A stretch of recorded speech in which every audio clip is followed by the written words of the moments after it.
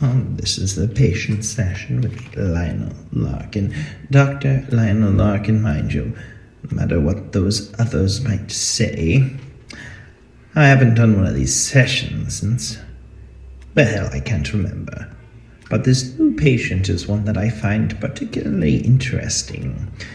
Jasper Walsh, also known as the Apparition, a writer like me in a previous life. Yeah, not really sure why I'm here. It was pure happenstance that the Apparition targeted Jack Dreyfus's doctor. So you say. I am curious how you came up with the Apparition character. He's very clever. Something straight out of one of those slasher flicks all the children rave about these days. That was in the 80s, like you. What are you, 85 or something? Isn't there a kind of mandatory retirement age for people like you? Well, you're a bit feisty today, aren't you?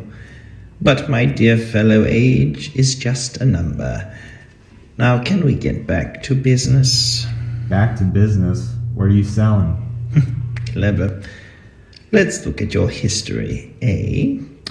Jasper Thaddeus Walsh, former journalist of... I'm still a journalist. Didn't you read my editorial in the Hillbrook Bulletin? Oh, yes, our non-existent daily news brief.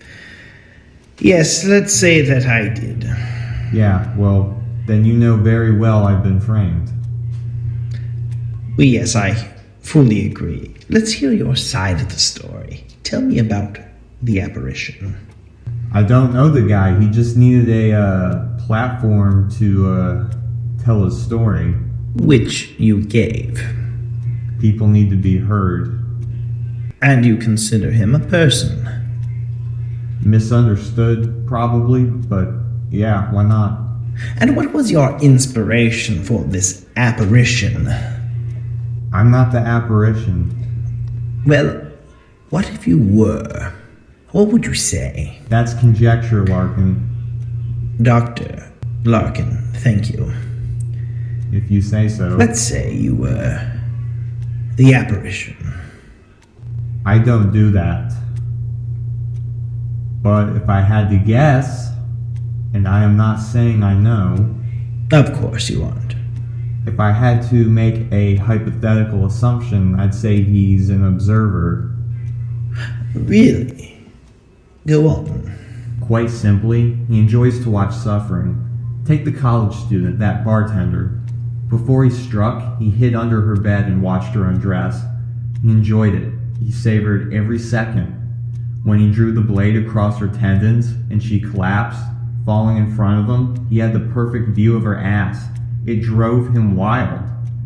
He crawled from under the bed and threw himself atop of her. Her struggling frustrated him, so he slit her throat, and as the warm blood puddled around the two, the co-ed's body cooled. The hot and cold sensation was exactly what he needed to get off. He flipped over the dead woman and stared into that blank expression. Oof, so descriptive. It's almost like you were there.